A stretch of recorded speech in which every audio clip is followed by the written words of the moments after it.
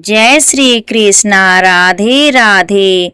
ओम नमः शिवाय। आज सुनेंगे सावन मास की शुक्ल पक्ष पुत्रदा एकादशी की व्रत कथा। सावन मास की पुत्रदा एकादशी की आप सभी को बहुत सारी शुभकामनाएं। इस एकादशी को पवित्रोपना एकादशी के नाम से भी जाना जाता है। वर्ष में आने वाली अनेक महत्वपूर्ण एकादशी तिथियों में से एक है। यह श्रावण मास की पुत्रदा एकादशी यह एकादशी निसंतान दंपतियों के लिए बहुत बड़े आशीर्वाद के समान है। तो चलिए इस सावन मास के शुक्ल पक्ष में आने वाली पुत्रदा एकादशी के अवसर पर हम इससे जुड़ी हुई एक पौराणिक कथा का श्रवण करते हैं। आइए इस कथा का आरंभ करते हैं।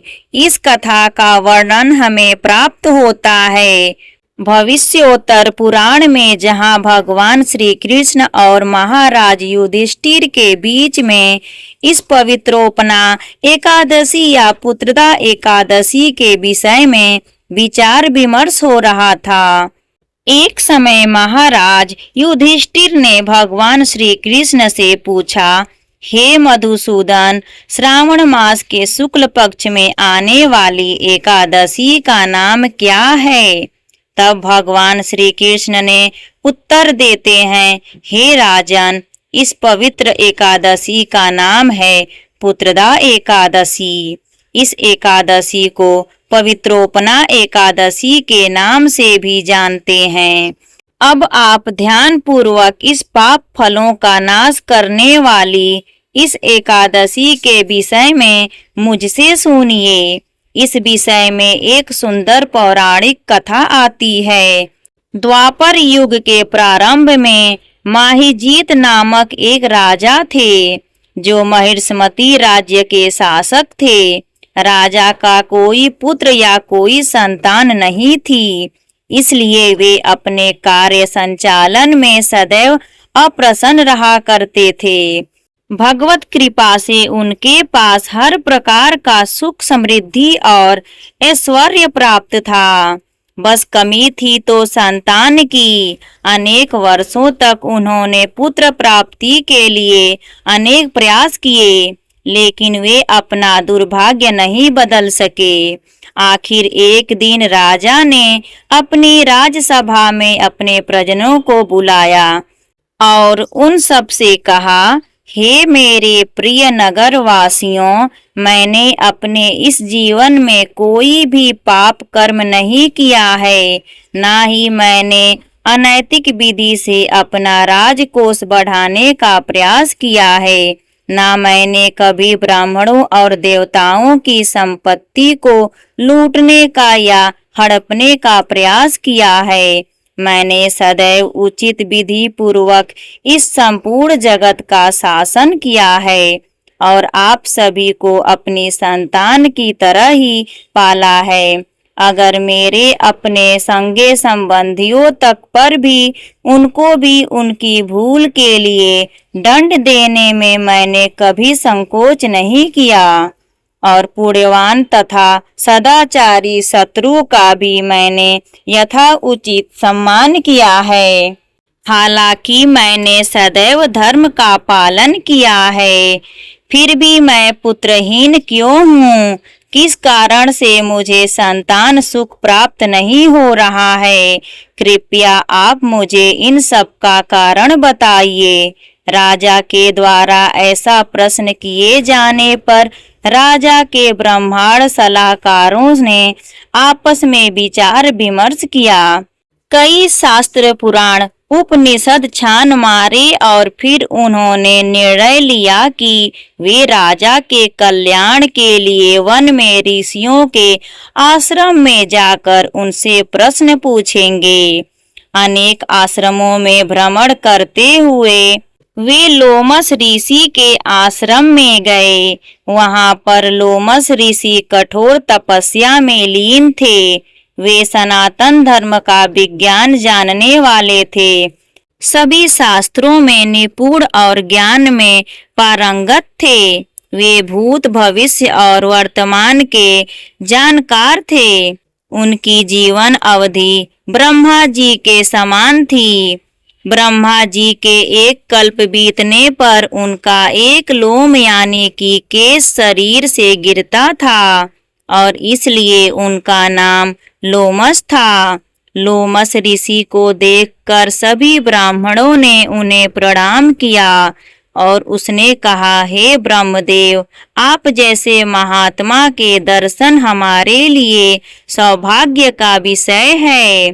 तब लोमस ऋषि ने पूछा, हे ब्राह्मणगण, आप सब कौन हैं और कहाँ से आए हैं, किस प्रयोजन से आए हैं?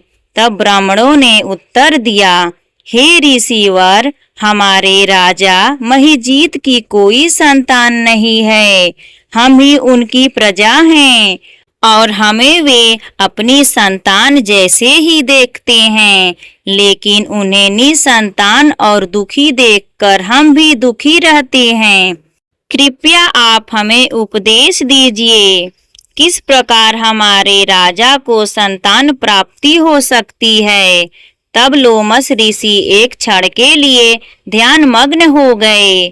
राजा महिजीत के पूर्व जन्म को देखने लगे और फिर उन्होंने ब्राह्मणों से कहा, हे ब्राह्मणगण, पूर्व जन्म में राजा महिजीत एक निर्धन व्यापारी था, जिसने एक पाप कर्म किया था। एक बार व्यापार के लिए वह देश विदेश गांव-गांव भ्रमण करते हुए भूख और प्यास से व्याकुल हो रहा था। वह द्वादशी का दिन था और उसी दिन उसे एक सुंदर झील मिल गई। उसने सोचा, इस झील से ही मैं पानी पीकर अपने पापों को संतुष्ट कर लूंगा। जैसे ही वह पानी पीने के लिए जाने लगा, उसी समय वहां पर एक गाय और एक बछड़ा भी पानी पीने आया। जैसे ही वहां पर गाय पानी पीने लगी, वैसे ही उस व्यापारी ने उसे दूर भगा दिया और स्वयं पानी पीने लगा।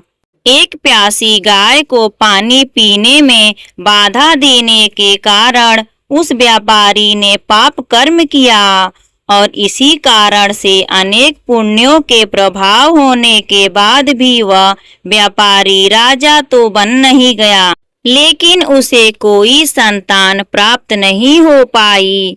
लोमस ऋषि के ऐसे वचन सुनकर ब्राह्मणों ने पूछा, हे भगवान, पुराणों में कहा गया है कि पुण्य कर्म से पाप का निराकरण किया जा सकता है, इसलिए आप हमें बताइए कि किस प्रकार राजा के पाप नष्ट हो सकते हैं, ताकि उन्हें एक योग्य और उत्तम पुत्र की प्राप्ति हो सके। तब लोमस ऋषि कहते हैं, ब्राह्मणों, श्रावण मास के शुक्ल पक्ष में एक अत्यंत शुभ पुत्रदा एकादशी आती है। उसे पवित्रोपना एकादशी भी कहा जाता है। तुम सब अपने राजा के साथ इस व्रत का पालन करो। उसके बाद उस व्रत के सभी फल राजा को अर्पित कर देना। अगर तुम मेरे उपदेशों का पालन करते हो तो तुम्हारे राजा को अवश्य पुत्र प्राप्त होगा। लोमस ऋषि के ऐसे वचन सुनकर ब्राह्मणगण अत्यंत प्रसन्न हो गए। वे संतुष्ट हुए और फिर वे ऋषि को प्रणाम करके अपने राज्य में वापस लौट आए। वापस आकर उन्होंने राजा महिजीत को लोमस ऋषि के संपूर्ण वचन कह सुनाए और यह सुनकर राजा अत्यंत प्रसन्न हो गया। उचित समय आने पर ब्राह्मणों ने राजा महिजीत के साथ पवित्रोपना एकादशी व्रत का पालन किया। संपूर्ण दिन उपवास का पालन करते हुए भगवत कृपा से भगवान के पवित्र नाम का जप कथा और कीर्तन करने में व्यतीत किया। रात्रि में जागरण किया और अगले दिन दयादशी पर उन्होंने ऋषि के निर्देश अनुसार समस्त पुण्य फल राजा को अर्पित कर दिए। इस पुण्य फल के प्रभाव से राजा की रानी गर्भवती हुई और कुछ समय बाद उसने एक अत्यंत सुंदर और तेजस्वी पुत्र को जन्म दिया। इस कथा का समापन करते हुए भगवान श्री कृष्ण कहते हैं, हे राजन, जो भी इस पवित्र एकादशी का व्रत करता है वह पापों से मुक्त होकर इस जीवन और अगले जीवन में सुखी हो जाता है। इस एकादशी का महात्म सुनने वाले व्यक्ति को भी संतान सुख प्राप्त होता है और अगले जन्म में भगवत धाम की प्राप्ति होती है। इतना पुण्यशाली है यह पुत्रदा एकादशी का व्रत और इसलिए जो निसंतान दंपत्ति है, संतान इच्छुक दंपत्ति है, उनके लिए यह पुत्रदा एकादशी अत्यंत महत्वपूर्ण है। इस दिन का श्रद्धा और निष्ठा से पालन करने पर परम भगवान श्री कृष्ण हरि की विशेष कृपा अवश्य प्राप्त होती है। यहाँ पर सावन मास की पुत्रदा एकादशी व्रत कथा समाप्त होती है। प्रेम से बोलिए जय श्री कृष्ण हरि। ओम नमः शिवाय।